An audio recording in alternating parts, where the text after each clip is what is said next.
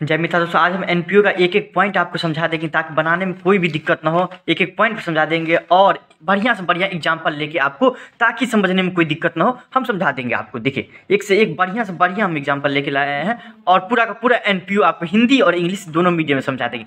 मेरा माने तो आप जो है इंग्लिश मीडियम में पढ़िएगा तो बहुत ही ज़्यादा अच्छा होगा फ्यूचर के लिए। जैसे कि CA BBA या MBA करिएगा तो उसमें आपको इंग्लिश मीडियम मानेंगे, समझे।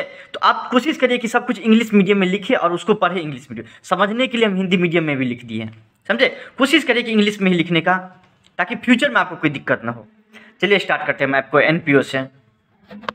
इसको समझने के लिए हम थोड़ा 11th क्लास में चलते हैं। देखिए, जिसमें हम पढ़े हुए थे क्या 11th में आपको, कि कंपनी सब के बारे में पढ़े हुए थे एकदम। टाटा मोटर, मतलब जितना भी बड़ा बड़ा कंपनी था, समझे, जिसका मकसद कमाना था उसके बारे में पढ़े हुए थे। और हम लोग जिसका कमाना, भाई जियो का सिम है, आपको मुकेश अंबानी क्या चाहेगा, कमाना चाहेगा।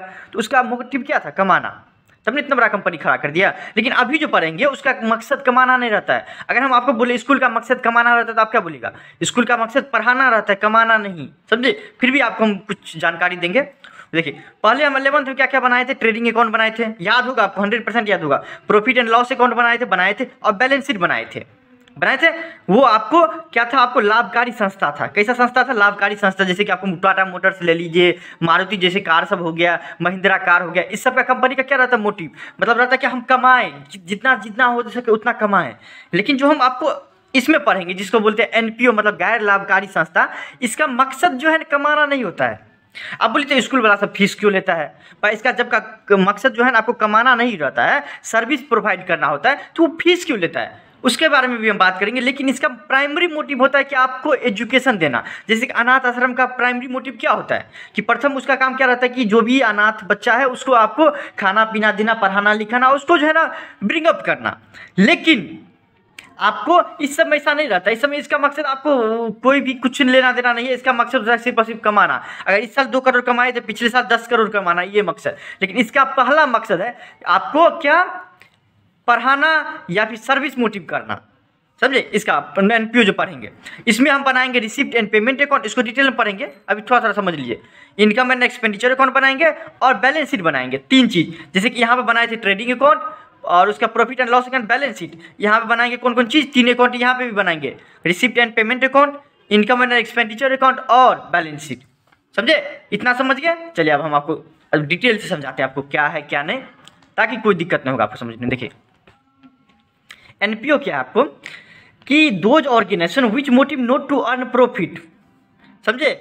ऐसा संस्था जिसका मकसद जो है ना आपको कमाना नहीं होता है, तब क्या होता है कि समाज का कल्याण करना, समझे। जैसे कि स्कूल का एग्जांपल ले लेते हैं। स्कूल देखिए, फीस तो लेता है, लेकिन फीस तो लेता है कि ताकि आपको जो है टीचर सबको दे सके, समझे। लेकिन प्राइमरी मोटिव उसके साथ रहता है कि आपको पढ़ाना, आपको एजुकेट करना, समझे। भाई स्कूल क्यों जाते हैं, हम पढ़ने के लिए जाते हैं ना। तो उसका स्कूल का पहला मोटिव रहता है कि हम बच्चा को पढ़ाए। फीस तो मान लीजिए इस महीना भी नहीं दिया तो दूसरे महीना भी दे देंगे, हैं। लेकिन इस सब के साथ नहीं होता। मारुति सुजुकी कंपनी उम्पनी के साथ होता है, इस साल का उसका मकसद होता है सिर्फ और सिर्फ कमाना। लेकिन हम स्कूल का बात करें तो स्कूल का मकसद कमाना नहीं होता है, तो वो सब आ जाएगा एनपीओ में, गैर लाभकारी संस्था। मतलब कि नाम से ही पता चलता होगा, नॉन प्रॉफिट ऑर्गेनाइजेशन, समझे। इसका और एक नाम है नॉन ट्रेडिंग आपको ऑपरेशन दी ऑर्गेनाइजेशन। देखिए, जैसे कि स्कूल ले लीजिए, मंदिर ले लीजिए, इस सब का मकसद कमाना नहीं होता। आपको ICAI समझते क्या होता है, CA जब बनिएगा, CA का कोर्स करिएगा, उसका मालिक जैसे कि बिहार बोर्ड होता है 12th का मालिक, उस तरह से आपको ICAI होता है जिसका एग्जाम सब कंडक्ट करता है, CA सबका। डॉक्टर का मकसद कमाना होता है, नहीं होता है। भले ही क्लिनिक खोल लेता है दूसरा बात है, अपना प्राइवेट, लेकिन उसका मकसद होता है कि बीमार आदमी को ठीक करना। तो ये सब हो जाता है एनपीओ में आ जाता है, समझे। एनपीओ आप समझ गए होंगे आराम से, कोई दिक्कत नहीं। ऐसी संस्था जिसका मकसद कमाना न हो, समझे, जबकि समाज का कल्याण और अपने सदस्यों को एक निश्चित सेवा प्रदान करना है, उसी को एनपीओ या गैर लाभकारी संस्था कहते हैं। समझ गए होंगे। कोई दिक्कत होगा नहीं होगा तो कमेंट करिए आपको, समझे। स्क्रीनशॉट ले लीजिए ताकि आपको लिखने में कोई दिक्कत नहीं होगा घर पे। फिर देखिए, आपको एग्जाम में पूछा जाता है, बहुत ज़्यादा इस चैप्टर से पूछा जाता है कि मेन फीचर्स ऑफ और कैरेक्टरिस्टिक ऑफ एनपीओ, मतलब क्या, गैर लाभकारी संस्था का मुख्य विशेषता क्या क्या है। मैं पूछते रहता है आपको, इसे मुख्य विशेषता जानते हैं आपको क्या है। आपका विशेषता क्या है, आपका विशेषता है कि आप 12th में है, आप इंटेलिजेंट लड़का है, समझे, आप पढ़ाई के साथ साथ कमाते भी हैं। ये सब अगर मान लीजिए आपके अंदर है तो वो आपका विशेषता हो जाता है। उसी तरह से एनपीओ मतलब गैर लाभकारी संस्था का विशेषता क्या है, तो विशेषता वही है कि इसका मोटिव कमाना नहीं है, जबकि सोशल सर्विस करना है। मतलब क्या, समाज का कल्याण करना है, ना कि लाभ कमाना। इसका मकसद यही रहता है ना, स्कूल सबका या फिर अनाथ आश्रम का क्या रहता है कि हम सर्विस प्रोवाइड करें, समझे, समाज का कल्याण करें, जबकि हम कमाना मेन मोटिव नहीं रहता है। समझ गए बात? ये हो गया पहला विशेषता। इसका विशेषता हो गया एनपीओ का विशेषता, समझ गए, समझे। जैसे आपका विशेषता, आप 12th में है, आप कैसे हैं वो, समझे। मान लीजिए आप इंटेलिजेंट है तो आपका विशेषता हो गया it has a separate legal entity. ये बात समझिए भाई साहब कि यह एक अपने सदस्य से अलग इकाई है। इसका मतलब क्या हुआ कि मान लीजिए हमको जो है ना इस स्कूल पे शक हुआ कि नहीं स्कूल जो है ना मतलब कमाता है, या फिर आपको पढ़ाता कुछ भी नहीं है, कुछ से कुछ करता है, मतलब मान लीजिए हमको इस पर केस करना है, या फिर आपको ठग करता है, कोर्स के नाम पे जो है 5 लाख 7 लाख रुपया लेता है, समझे, या अनाथ आश्रम खोल लिया है लेकिन यहाँ पे जो कोई भी जो अनाथ बच्चा नहीं रहता, बराबर बाप का बेटा रहता है, तो हमको केस करना है। तो केस जो करेंगे तो वो आदमी पे नहीं कर सकते हैं हम, या तो स्कूल पर कर सकते हैं या तो अनाथ आश्रम के नाम पे। जैसे इसका नाम क्या है, संताई अनाथ आश्रम है ना, तो इसके नाम पे हम केस कर सकते हैं, ना कि हम इसके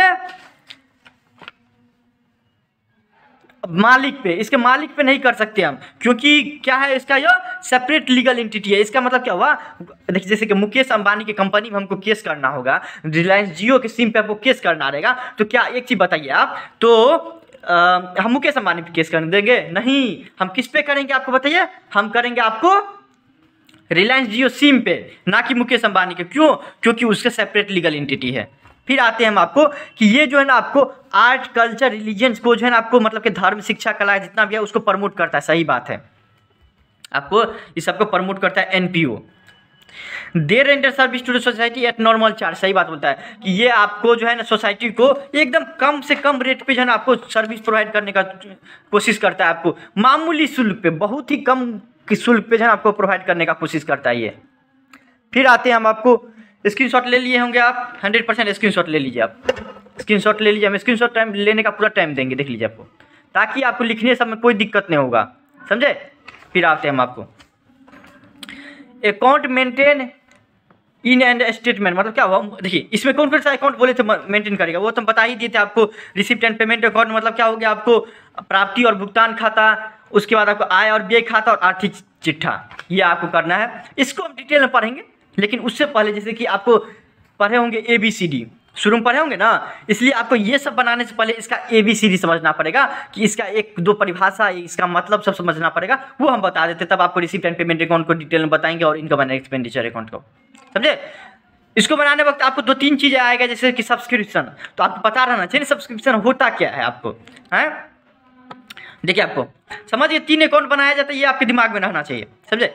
सब्सक्रिप्शन का हिंदी होता है चंदा, मतलब क्या, it is the amount paid by the member of the organisation at regular basis. ये ऐसा रहता है आपको, जैसे कि आपको मान लीजिए हम लोग स्कूल में हम लोग फीस देते रहते हैं, महीना पे देते रहते हैं आपको फीस देते हैं ना, वो आपको महीना पे देना ही पड़ेगा।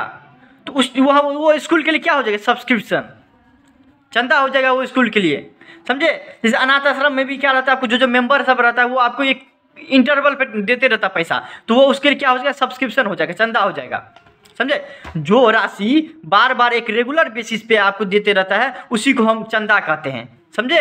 हिंदी में भी लिख लीजिए, जिसे लाभकारी संस्था को अपने सदस्यों से सदस्यता शुल्क के रूप में संस्था के कामकाज के लिए प्राप्त होता है, आप लिख लीजिए, समझिए। सब्सक्रिप्शन किसको बोलते हैं, जैसे स्कूल के लिए हम लोग फीस देते थे, तो फीस स्कूल के लिए चंदा हो जाएगा, समझे। और ये आपको बार बार मिलता है। आप बोलिए, एक बात बताइए, 1 महीना का दीजिएगा, दूसरे महीना का नहीं दीजिएगा, तीसरे महीना का नहीं दीजिएगा, फीस आप देवे करिएगा, तो वो आपको किस्त बार बार देने का जो आपको प्रोसेस होता है ना, उसको हम लोग बोलते हैं रेवेन्यू नेचर का।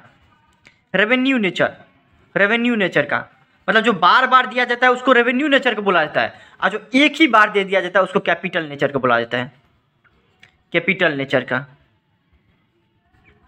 समझे। कैपिटल नेचर क्या होता है कि मान लीजिए कोर्स फी होता है, बहुत जगह कोर्स फी होता है, महीना महीना दीजिए, आप एक के बार दे दीजिए पूरा कोर्स का फी, तो वो आपको एक बार जो देंगे आपको, तो आपको वो हो जाएगा आपको हो जाएगा कैपिटल नेचर का, समझे। रेवेन्यू नेचर और कैपिटल नेचर में अंतर समझ के क्या होता है आपको, रेवेन्यू नेचर किसको बोलता है, आपको आयगत प्राप्ति या फिर आयगत जो आपको होता है मद, वो आपको क्या होता है बार बार मिलता है उसको हम बोलेंगे रेवेन्यू, जो बार बार मिलता है उसको रेवेन्यू, और जो एक ही बार मिले उसको कैपिटल नेचर। तो ये हमको चंदा बार बार मिलेगा तो वो हमारा किस टाइप का हो जाएगा, रेवेन्यू नेचर का हो जाएगा। और रेवेन्यू नेचर का होगा तो हम किस तरह कहाँ एंट्री करते बताइए। तो जब हम एंट्री करने लगेंगे, फॉर्मेट बनाने लगेंगे, तो वो दो जगह चले जाएगा, रिसीप्ट एंड पेमेंट अकाउंट और इनकम एंड एक्सपेंडिचर अकाउंट। जबकि कैपिटल नेचर का आइटम जो है सिर्फ वो भी दो जगह जाता है, रिसीप्ट एंड पेमेंट अकाउंट और बैलेंस शीट। याद रखने का फॉर्मूला समझिए कि रिसीप्ट एंड पेमेंट अकाउंट में हर एक चीज़ जाएगा, भाई कैसा भी हो। रेवेन्यू नेचर मतलब क्या, बार बार जो मिले, बार बार मिलेगा वो भी जाएगा, और एक बार जो पैसा मिलेगा वो भी जाएगा। समझे? चलिए इसको हम डिटेल में समझेंगे जब हम बनाने लगेंगे तब। अब आते हैं डोनेशन क्या होता है, दान क्या होता है। देखिए ये आपको एक राशि होता है जिसको एनपीओ को जो है ना, एक किसी भी मेंबर के द्वारा, जैसे कि हम भी डोनेशन दे सकते हैं, कोई कंपनी दे सकता है, कोई फर्म दे सकता है, कैसे गिफ्ट के तौर पे, उसी को हम लोग डोनेशन मतलब दान कहते हैं। समझे? इसको लिख लीजिए। जैसे कि बहुत सारा डोनेशन नहीं समझते आप लोग भी, नहीं बोलता है कि भाई डोनेशन दो क्या, तो आपको ये आपको हो गया क्या, ये किसी भी व्यक्ति के द्वारा मिल सकता है, किसी भी फर्म के द्वारा, किसी भी कंपनी के द्वारा मिल सकता है, जिसको हम क्या बोलते हैं, डोनेशन बोलते हैं। समझे? तो डोनेशन भी समझ गया, आपको कोई दिक्कत नहीं होगा। अब हम आते हैं आपको क्या, इस सब का समझ लीजिए और लिख लीजिए, क्योंकि फॉर्मूला आप जो है ना, फॉर्मूला बोलते हैं, डेफिनेशन पूछते रहता है आपको बहुत ज़्यादा। समझे? डोनेशन दो टाइप का होता है, समझिए। एक तो होता है स्पेसिफिक डोनेशन, ये कुछ नहीं दिया रहेगा तो वो आपको सिंपल डोनेशन हो गया। स्पेसिफिक डोनेशन मतलब हिंदी में कहते हैं विशिष्ट दान। इसका मतलब क्या हो गया, देखिए मान लीजिए कोई भी बंदा आएगा बोलेगा क्या, देखिए हम तो पैसा आपको देंगे, सरकार आपको हम पैसा देंगे, लेकिन पैसा का इस्तेमाल ना आप, पैसा तो हम देंगे 100% देंगे आपको, लेकिन पैसा का इस्तेमाल जो है ना आप सिर्फ और सिर्फ कहाँ करिएगा, आप लाइब्रेरी बनाने में करिएगा, दूसरा काम नहीं करिएगा आप। इस पैसा का सिर्फ और सिर्फ लाइब्रेरी बनाइएगा, या फिर मकान का पेंटिंग करा लीजिएगा। बहुत मकान का पेंटिंग इस साल नहीं करवाए हैं आप, मकान का पेंटिंग करा लीजिएगा।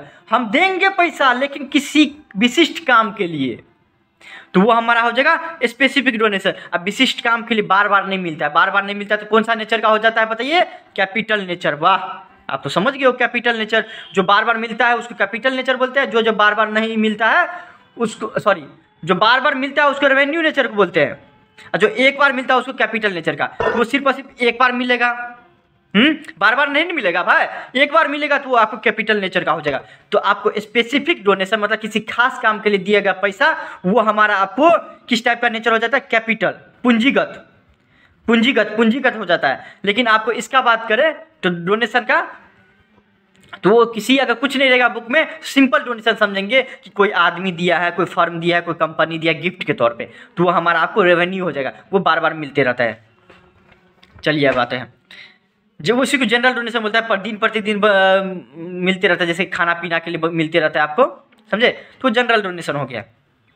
अब आते हैं एक और डेफिनेशन जो कि है लेगेसी, वसीयत। ये भी समझने वाली बात है कि वसीयत आखिर होती है क्या, समझे, आखिर वसीयत होती है क्या, वो आपको हम जानेंगे। देखिए वसीयत आखिर होती है क्या, लेगेसी जिसको बोलते हैं, it is an amount received after the will of a deceased person. मतलब क्या हुआ, कोई भी व्यक्ति जब मर जाता है, तो मरने से पहले क्या होता है, अब मर जाता है उसके बाद तो जमीन नहीं देगा, उससे पहले क्या बोलता है कि देखिए मेरा बेटा सभी नालायक है, या फिर बेटा बेटी, ये वही सब देता है जिसका बेटा बेटी नहीं रहता है, समझे, वही सब देता है। तो वो बोलता है क्या है, देखिए हम तो जाहिर है मेरा बेटा बेटी कुछ नहीं है, तो मेरा जितना भी प्रॉपर्टी है, जितना भी जमीन है, समझे, वो एक वहाँ पे एक अनाथ आश्रम को चले जाना चाहिए। ये आपको जैसे कि आपको हो गया संताई अनाथ आश्रम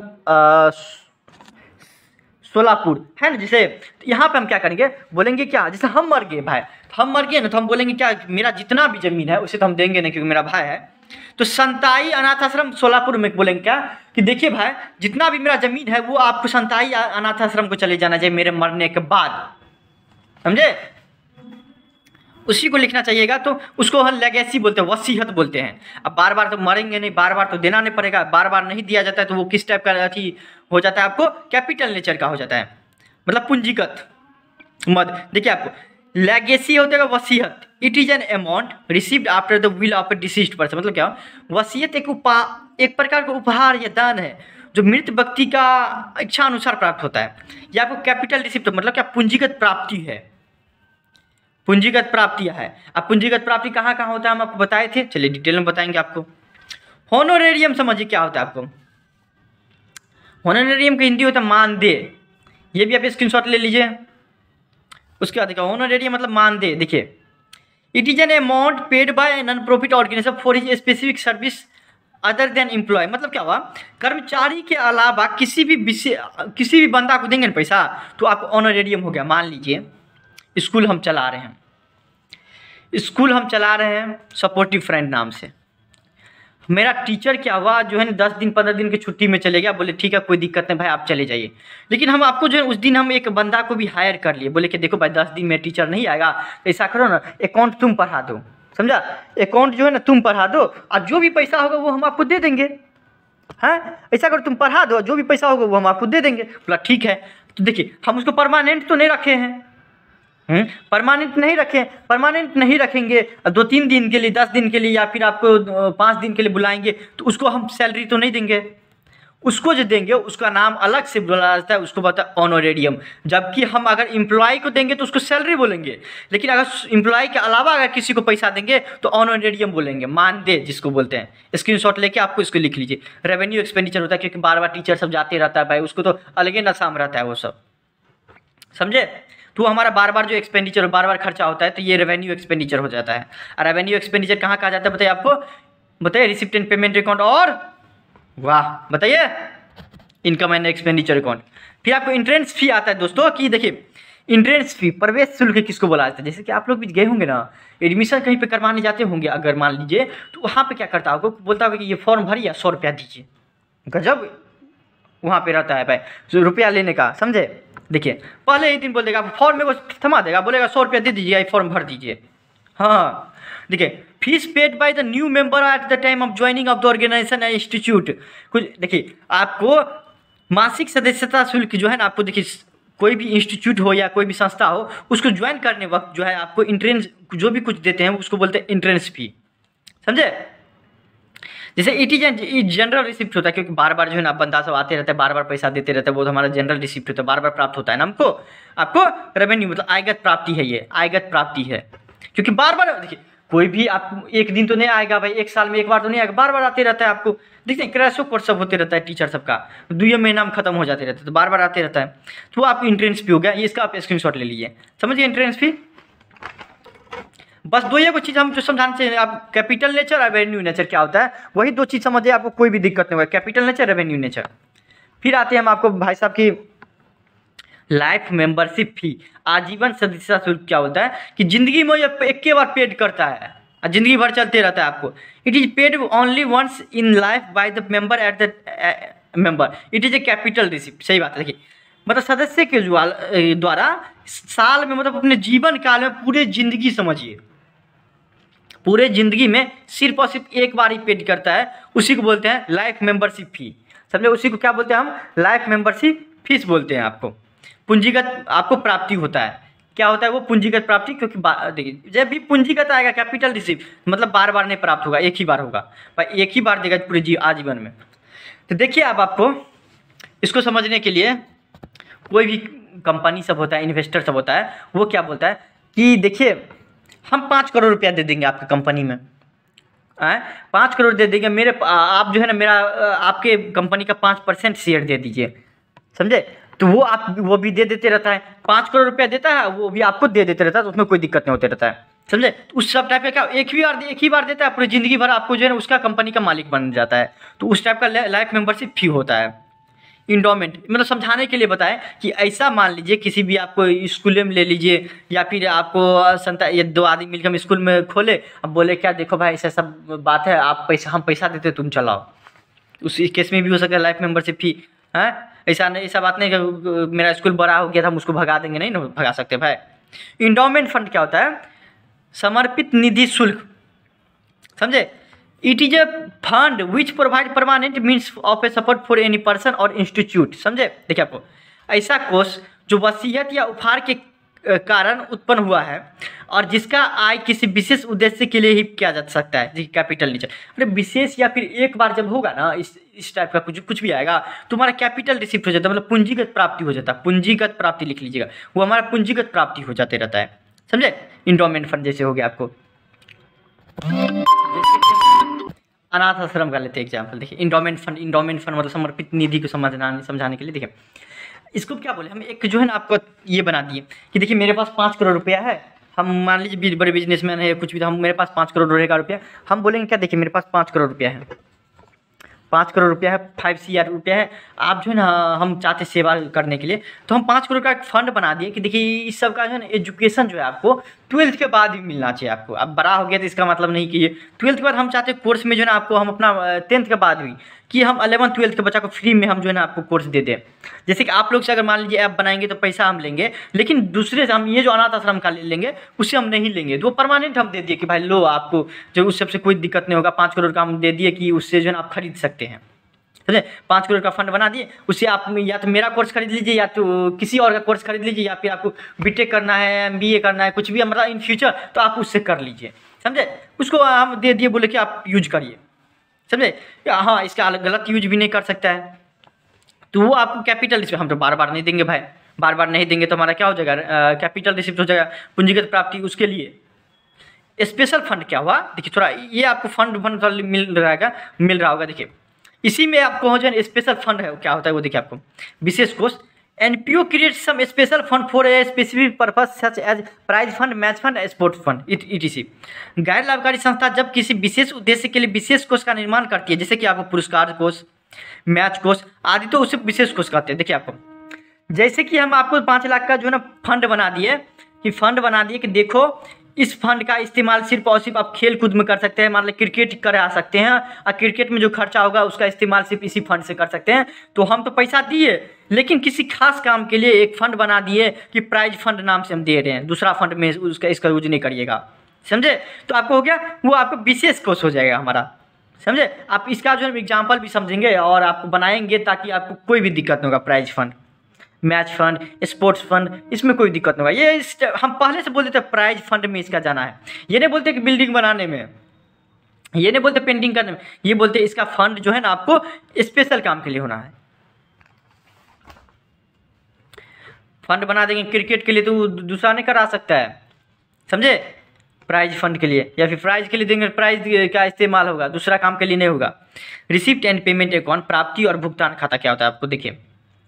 हाँ आप इतना समझ गए। देखिए ये सब डेफिनेशन आपको परिभाषा पूरा याद रहने से बनाने के लिए आपको, ताकि कोई दिक्कत ना हो, ये 3 चीज़ बनाने की। देखिए रिसिप्ट एंड पेमेंट अकाउंट मतलब प्राप्ति अनुपात, इनकम एंड एक्सपेंडिचर, आय और भुगतान खाता और बैलेंस शीट, आर्थिक चिट्ठा, इतना बनाने के लिए आपको इतना काफ़ी है, समझे। अब हम आते हैं कि रिसिप्ट एंड पेमेंट अकाउंट, इसका फॉर्मेट देखेंगे, इसके बारे में देखेंगे, पूरा डिटेल में समझेंगे, समझे। देखिए अब आपको रिसिप्ट एंड पेमेंट अकाउंट जो हम बताए, देखिए receipt and payment account is summary of cash receipt and cash payment, मतलब क्या, प्राप्ति और भुगतान खाता एक लेख अवधि के दौरान संगठन के नगद भुगतान और प्राप्ति का सारांश है, समझे। फीचर्स की बात करें, ये आप स्क्रीनशॉट ले लीजिए, फीचर्स ही बहुत ज़्यादा पूछते रहता है इसका। देखिए ये आपको कैश बुक की तरह रहता है, जैसे कि आपको हम दिखाते हैं, आपको प्राप्ति और भुगतान खाता आपको दिखाते हैं। आपको इसका फॉर्मेट आपको बहुत ज़्यादा पता रहना चाहिए और बनाने में, ताकि कोई दिक्कत नहीं होगा। देखिए रिसिप्ट एंड पेमेंट अकाउंट यही है, रिसिप्ट एंड पेमेंट अकाउंट यही है। देखिए receipt and payment account, receipt मतलब जो भी प्राप्ति होगा उसको हम इस साइड में दे देंगे, आयगत हो या पूंजी, मतलब क्या हो, रेवेन्यू नेचर का हो या फिर एक्सपेंडिचर या कैपिटल नेचर, इससे कोई लेना देना है। इसका मतलब समझिए क्या होता है कि जो भी हमको प्राप्त होगा उसका हम एंट्री कर देंगे, या जो भी हम भुगतान करेंगे या फिर जो भी हमारा खर्चा होगा, समझे, उसका हम एंट्री कर देंगे। भले ही वो इस साल का हो या ना हो, या अगले साल का हो, या पिछले साल का हो, या 10 साल पहले का हो, या 20 साल आगे का हो, हमको उससे कुछ लेना देना ही नहीं है। रिसिप्ट एंड पेमेंट अकाउंट हमको क्या करना है, मिलेगा तो हम एंट्री कर देंगे, भले कोनो साल से है, और अगर हम पैसा भुगतान करेंगे तो भी हम एंट्री कर देंगे। हमको मतलब ही नहीं है कि आपको इस साल का है कि दूसरे साल का है कि क्या है क्या, कुछ नहीं मतलब रखना है इसमें रिसिप्ट एंड पेमेंट अकाउंट में, समझे।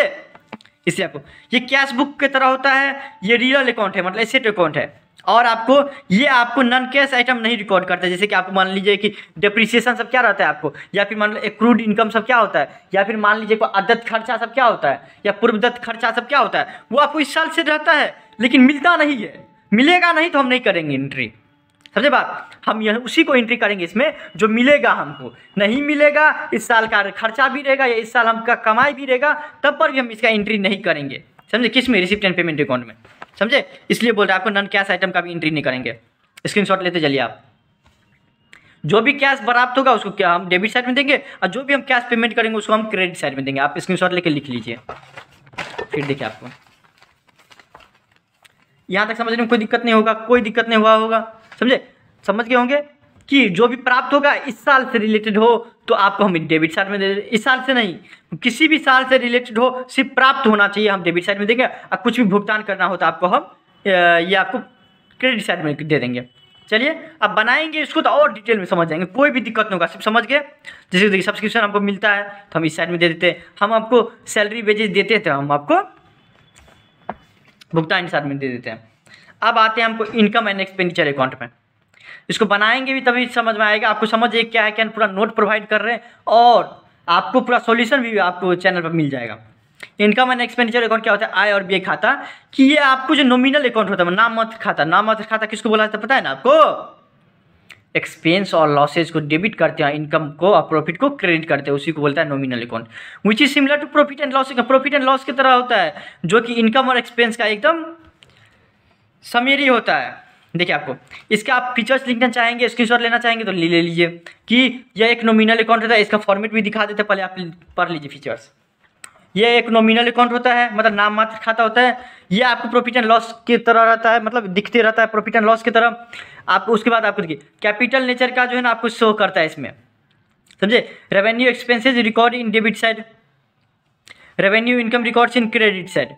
5 कम से कम फीचर्स आप लिखिएगा, समझे। इनकम एंड एक्सपेंडिचर अकाउंट पे देखिए कैपिटल नेचर का जो है ना आइटम इसमें शो करता है, इसका क्या केस रहता है, देखिए पूरा उल्टा रहता है, इससे पूरा उल्टा रहता है, समझने के लिए। देखिए जैसे कि इनकम एंड एक्सपेंडिचर अकाउंट है ना, इनकम एंड एक्सपेंडिचर अकाउंट का फॉर्मेट, इसका केस क्या रहता है भाई साहब की, देखिए ये क्या बोलता है कि हमारा इनकम एक्सपेंडिचर तो होगा, लेकिन उसका ही एंट्री करेंगे जो हमें इस साल का रिलेटेड हो, इस साल का हो ना उसी का हम एंट्री करेंगे। मान लीजिए कि हमको 25 लाख रुपया मिला, लेकिन 25 लाख में 10 लाख पिछले साल का है और 1-2 लाख जो रुपया है इस साल का है, और बाकी रुपया जो है ना आपको अगले साल का है। तो बोलता है नहीं भाई, जो हमारा इस साल का एंट्री होगा 2-3 लाख रुपया, उसी का हम एंट्री करेंगे, बाकी हम किसी को नहीं, उसको माइनस कर देंगे, प्लस कर देंगे। जो भी आगे पीछे का होगा उसको हम घटा उठा के जो इस साल का होगा उसी का हम एंट्री करेंगे इसमें। और आपको रिसिप्ट एंड पेमेंट अकाउंट में ये नहीं बोलता है, रिसिप्ट एंड पेमेंट अकाउंट क्या बोलता है भाई साहब कि देखिए हमको इस सबसे कोई मतलब ही नहीं है, हमको इस सबसे कोई मतलब ही नहीं, हमको पैसा मिला तो हम एंट्री कर देंगे, हमको मिला तो हम एंट्री कर देंगे, इस साल से हो या दूसरे साल से कोई लेना देना नहीं हमको, समझे। ये आप स्क्रीनशॉट ले लीजिए। आपको डेबिट पक्ष में कितना होगा, रेवेन्यू जितना भी खर्चा होगा, और आपको क्रेडिट साइड में क्या होगा, आपको रेवेन्यू इनकम होगा आपको। हाँ, रिसिप्ट एंड पेमेंट और इनकम एंड एक्सपेंडिचर अकाउंट में जो है डिफरेंस बहुत ज़्यादा पूछा जाता है, ये आपको पता रहना चाहिए कि प्राप्ति और भुगतान खाता क्या है, और उसके साथ साथ आपको एक चीज़ और पता रहना चाहिए, इनकम एंड एक्सपेंडिचर अकाउंट भी क्या है, समझे। आय और व्यय खाता क्या है। देखिए ये रियल अकाउंट है, वास्तविक खाता, ये नॉमिनल अकाउंट है। स्क्रीनशॉट लेते चलिए, मतलब नाम मत खाता, ये वास्तविक खाता है। It is A summary of cash transaction, so it is like a cash book account.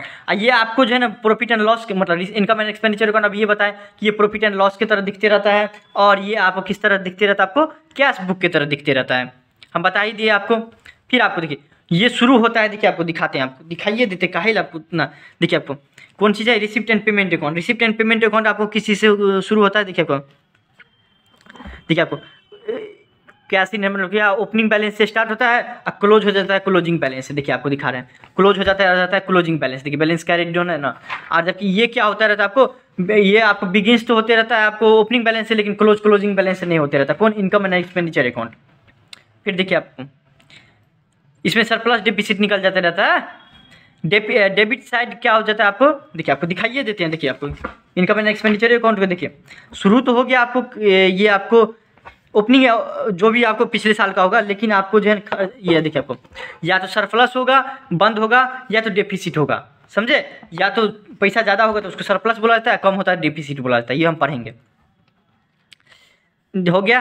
फिर आप डेबिट साइड में देखिए आपको कौन सा बता दिए, रिसिप्ट जितना भी आपको प्राप्ति होगा ये डेबिट साइड में इसका, और जितना भी इसका खर्चा होगा वो आपको डेबिट साइड में इसका इनकम एंड एक्सपेंडिचर अकाउंट का। इनकम एंड एक्सपेंडिचर का जितना भी खर्चा है, देखिए एक्सपेंडिचर मतलब क्या होता है, खर्चा होता है, उसको डेबिट साइड में देता है। लेकिन रिसिप्ट एंड पेमेंट अकाउंट का क्या होता है, आपको जितना भी खर्चा प्राप्ति होता है उसको हम डेबिट साइड में देते, देख लीजिए। फिर आते हैं हम आपको समझने में कोई दिक्कत नहीं होना चाहिए। क्रेडिट साइड में वही है आपको कि पेमेंट जो करते हैं, स्क्रीनशॉट ले लीजिए, उसको क्रेडिट साइड में दिखाते हैं, और इनकम एंड एक्सपेंडिचर अकाउंट क्या करता है, इनकम जितना भी होता है उसको क्रेडिट साइड में दिखाता है। बस इतना ही डिफरेंस है। 5 कम से कम डिफरेंस याद कर लीजिए, ज़्यादा याद नहीं करिए तो माथा पीछी होगा, ज़्यादा कुछ हो जाएगा, समझे। देखिए अब आपको दिखाते हैं। अब जो हम इतना तक समझने में, बनाने में कोई दिक्कत नहीं होता होगा, ज़्यादा कुछ नहीं होगा तो आप सॉल्यूशन देख सकते हैं, चैनल पे है, समझे। समझ गए आप, पूरा नोट का नोट प्रोवाइड हो गया। लेकिन कुछ और पॉइंट आपको समझाने वाली बात है जो आपको बनाने में आपको जो है ना दिक्कत देगा। एक तो सब्सक्रिप्शन बनाने के लिए बोलता है, चंदा बनाने के लिए, और एक चीज़ और आपको मैच फंड बोलता है बनाने के लिए। बाकी आपको कुछ नहीं बोलता है बनाने के लिए। रिसिप्ट एंड पेमेंट अकाउंट और income and expenditure account, balance sheet बनाने के लिए बोलता है। 5 चीज़ इसमें बोलेगा बनाने के लिए। तो आपको सब्सक्रिप्शन भी समझ ही लीजिए। चंदा आखिर होता क्या, देखिए हम तो बोलेंगे इंग्लिश में पढ़िए भाई, हिंदी को छोड़ ही दीजिए आप, समझे। देखिए मान लीजिए चंदा, हमको चंदा आप समझ गए नहीं, बार बार मिलते रहते, जैसे कि हम लोग फीस देते हैं उसी टाइप का। कि देखिए चंदा का क्या केस है, टोटल सब्सक्रिप्शन रिसिप्ट जो हम मान लीजिए अपने आप स्कूल का मालिक, या फिर एनपीओ का मालिक, अनाथ आश्रम का मालिक, या फिर वृद्धाश्रम में किसी का भी मालिक समझिए, और या फिर उसके पॉइंट ऑफ व्यू से समझिए कि मान लीजिए टोटल सब्सक्रिप्शन हमको जितना भी प्राप्त होगा, मान लीजिए 20,000 रुपये हमको प्राप्त हुआ, टोटल सब्सक्रिप्शन हुआ। उसमें से क्या करेंगे, आपको हमको सिर्फ और सिर्फ हम जो इस साल का होगा उसी का हम एंट्री करेंगे। टोटल सब्सक्रिप्शन हमको 20,000 प्राप्त हुआ, उसमें से क्या किया जाता है, आपको outstanding subscription at the end उसको जोड़ दिया जाता है, समझे। और advance subscription at the beginning, इसका मतलब समझिए कि ऐसे इतने समझिएगा इसको, जब आप याद रखिएगा इस साल का चंदा तब आप बना सकते। देखिए हम जो बता रहे हैं वो आपको एकदम सिंपलेस्ट वे में बता रहे हैं। इस साल का चंदा जो भी होगा उसको हमको दिखाना है कि कितना होगा। मान लीजिए हमारा होना चाहिए, मान लीजिए थोड़ा देर के लिए कि 1 लाख रुपया, मान लीजिए थोड़ा देर के लिए कि 1 लाख रुपया हमको होना चाहिए, लेकिन इस साल हमको जो है ना मिला 20,000 रुपया। देखिए तो उस केस में क्या करेंगे, और आपको जो 20,000 में क्या हुआ और सब हमको मिला, जैसे कि आप क्वेश्चन जब बनाने लगेगा तब आपको पूरा कन्फ्यूजन हट जाएगा। जब क्वेश्चन बनाने लगेगा तो आपको पूरा कन्फ्यूजन हट जाएगा। देखिए आपको जैसे क्वेश्चन में जाएगा कि 2021-22 का हमको 1 लाख रुपया मिला, और उसमें बोला है क्या, हमको और एक चीज़ दिया गया है कि subscription outstanding at the end. देखिए आपको 16,000 रुपया भी मिला। देखिए आपको ये आपको जो है ना आपको मिला जो है ना उसका एंट्री कर दिया है, लेकिन मिला है 16,000 रुपया और 10,000 रुपया, लेकिन वो किस साल का है वो दे दिया है कि 16,000 तो साल का लास्ट में दिया गया है, और 10,000 रुपया साल के शुरू में दे दिया गया। अगर मान लीजिए साल के लास्ट में मान लीजिए कि ये आपको 2023 है, 2023 है ना, मान लीजिए थोड़ा देर के लिए ये 2000 मान लीजिए हाई 2023 के लिए क्या है, आपको कोई जो बंदा आपको शुरू में पैसा दे देगा, ऐसे समझिए शुरू में और लास्ट में अंतिम में, तो ये समझिए कि शुरू में अगर पैसा देगा आपको, शुरू में अगर आपको पैसा देगा ये, तो आप क्या करिएगा उसको, वो आपको जो है ना पिछले साल का देगा। मतलब मान लीजिए कि हम साल शुरू किए और वो जो हम मान लीजिए कि 5 लाख रुपया हमको पता चला, या फिर आपको हमको 10,000 प्राप्त हुआ, वो पिछले साल का होगा भाई, उसी को हम ब्रोट डाउन किए होंगे। लेकिन अगर मान लीजिए साल के शुरू में हम लास्ट में पैसा दिया, इसका मतलब क्या हुआ, इस साल का है, तब हमको लास्ट में पैसा दे दिया पूरा। समझिए बात को यहाँ पे। तो जो इस साल का होगा उसी का एंट्री करेंगे। तो देखिए आपको हम क्या करते थे, जो लास्ट वाला पैसा रहता है उसको हम जोड़ देते हैं। देखिए आपको आउटस्टैंडिंग एट द एंड मतलब क्या हुआ कि देखिए हमारा साल में इतना बकाया है, समझिए। आउटस्टैंडिंग मतलब क्या, बकाया, जिसको बोलते हैं आपको अद्यत। Outstanding at the receive year मतलब क्या, पहले सब्सक्रिप्शन तो हमारा क्या हो, आय है, और आय अगर मान लीजिए बकाया है साल के लास्ट में, मतलब इस साल का होगा, वो इस साल का होगा, तो वो उसको हम जोड़ देंगे। तो आउटस्टैंडिंग एट द एंड को हम जोड़ देंगे, समझे। उसी के साथ साथ आपको कि एडवांस जो कोई हमको सब्सक्रिप्शन दे देगा, अगर साल के शुरू में एडवांस दे देगा हमको चंदा, तो वो हमारा कमाई है। मान लीजिए पूरे साल हमको चलेगा, चंदा समझिए मतलब कमाई है। शुरू में देगा, पूरे साल चलेगा वो चंदा, तो वो भी मेरे लिए जो है ना आपको इनकम का सोर्स है, तो उसको भी हम जोड़ देंगे। और वही आपको साल के लास्ट में देगा, तो इस साल का नहीं देगा। अगर कोई एडवांस दे देगा हमको चंदा, तो चंदा हमारा एडवांस जो है ना अगले साल का रहेगा, तो उसको हम माइनस कर देंगे। बात समझिए, यहाँ पे कुछ भी नहीं है। आउटस्टैंडिंग मतलब बकाया, अगर बकाया पैसा आपको, बकाया चंदा मान लीजिए या फिर अद्यत चंदा मान लीजिए, अगर शुरू में मिल रहा है, तो बकाया था पिछले साल का इसलिए शुरू में मिल रहा है, या फिर आपको एडवांस जो आपको जो है ना शुरू में मिलेगा, एडवांस शुरू में मिलेगा तो वो आपको जो है ना इस साल का है, समझे। एडवांस मान लीजिए आपको कोई जनवरी में दे दिया कि लीजिए भाई एडवांस, एडवांस का मतलब क्या इस साल का होगा पूरा वो है। अब वही जो लास्ट में देगा एडवांस मतलब वो मतलब अगले साल का होगा, 2024 का होगा। तो ये समझिए किसको जोड़ना है किसको घटाना है, ये समझिए बात को, समझ गए। जो इस साल का होगा जैसे कि outstanding subscription at the end मतलब बकाया जो है ना हमारा सबके पूरा साल का बकाया हमको लास्ट में मिला तो वो हम जोड़ देंगे। 20,000 रुपये तो मिला ही, लेकिन ये भी सब्सक्रिप्शन हमको लास्ट में मिला तो इसको भी जोड़ देंगे। और एडवांस हमको शुरू में मिल गया था उसको जोड़ देंगे। और घट क्या जाएगा कि बकाया जो हमको शुरू में दिया होगा और एडवांस जो हमको लास्ट में दिया होगा वो घट जाएगा। जितना भी होगा वो इस साल का जो है हमारा पूरा सब्सक्रिप्शन हो जाएगा। इसको समझने में ज़्यादा कन्फ्यूजन हो जाए, स्क्रीनशॉट ले लीजिए आप। उस तरह से ये मैच फंड भी है। देखिए आपको ओपनिंग बैलेंस दिया रहेगा, यहाँ पे देखिए कुछ भी नहीं है मैच फंड में, कुछ भी नहीं है। हम जो नॉर्मल बताना चाहते हैं नहीं, बस इतना याद रखिए कि देखिए कमाई को जोड़ दीजिए, कमाई को जोड़ दीजिए, इसमें जो भी खर्चा होगा उसको घटा दीजिए। ज़्यादा कन्फ्यूजन क्या करेगा ये सब, मैच फंड क्या है क्या नहीं, सब्सक्रिप्शन क्या है क्या नहीं। तो ये इसमें भी जो कमाई है उसको जोड़ देंगे, जो लॉस है उसको घटा देंगे। ज़्यादा कुछ इतना कन्फ्यूजन नहीं करिए, क्रिएट करिए अपने दिमाग में, समझे। कुछ भी नहीं रहता ये सब, 1-2 क्वेश्चन बनाइएगा आपको पूरा का पूरा बन जाएगा। सेल्स ऑफ मैच टिकट देख लीजिए, आपको हम बेचेंगे कोई भी उससे इनकम आएगा तो हम जोड़ देंगे जितना भी पैसा रहेगा। इसे समझने के लिए आपको बनाना पड़ेगा, सिर्फ स्क्रीनशॉट ले लीजिए। डोनेशन मिलेगा उससे भी हमारा इनकम बढ़ जाएगा, इंटरेस्ट भी मिलेगा तो उससे भी बढ़ जाएगा, और मैच एक्सपेंस हो जाएगा उससे हमारा घट जाएगा। जितना भी पैसा आएगा लायबिलिटी साइड में जाएगा। क्यों? क्योंकि देखिए नाम से पता चलता है फंड है, फंड क्या होता है लायबिलिटी होता है। क्यों? क्योंकि उसका काम जो है सिर्फ और सिर्फ किसी विशेष काम के लिए करेंगे, उस टाइप का जो है ना आपको फंड होता है। अगर मान लीजिए कि फंड हमारा बच जाता है, मान लीजिए 5 लाख का फंड था, 5 लाख में हमको 2 लाख खर्चा हुआ, मतलब 3 लाख रुपया बच गया। 3 लाख रुपया बच गया, 5 लाख का फंड बनाए थे कि क्रिकेट मैच होना चाहिए, उसमें से 2 लाख ही खर्चा हुआ, 3 लाख बच गया। तब तो वो आपको फिर से जो है ना वो दूसरे साल अगले साल कराएंगे तो वो आपको अगले साल खर्चा हो जाएगा, समझे। अगर मान लीजिए निगेटिव वैल्यू आ गया, 5 लाख का खर्चा है मतलब फंड था और 6 लाख खर्चा कर दिए, उस केस में negative value income and expenditure account के खर्चा साइड में चले जाता है। बात समझिए। अगर 5 लाख का खर्चा है, 2 लाख ही किए, 3 लाख है तो वो भी लायबिलिटी साइड में जेबे करेगा क्योंकि फंड है। अगर नहीं, अगर मान लीजिए निगेटिव वैल्यू आ गया, 5 लाख का खर्चा है, तो क्वेश्चन में आप बनाए हुए हैं 5 लाख का खर्चा है, 6 लाख खर्चा हो गया, तो वो 1 लाख खर्चा कहाँ से देंगे, तो वो हमारा खर्चा हो जाएगा, खर्चा साइड में चल जाएगा। खर्चा साइड किसके? इनकम एंड एक्सपेंडिचर अकाउंट में, समझे। थैंक यू सो मच, कोई दिक्कत नहीं होगा आपको। ये भी स्क्रीनशॉट ले लीजिए। Receipt and payment account, receipt revenue nature का कहाँ जाएगा, रिसिप्ट एंड पेमेंट अकाउंट में, और इनकम एंड एक्सपेंडिचर अकाउंट में। कैपिटल नेचर का कहाँ जाएगा, रिसिप्ट एंड पेमेंट अकाउंट में और बैलेंस शीट में, समझे। ताकि कोई समझने में कोई दिक्कत नहीं होगा, समझे। चलिए थैंक यू सो मच।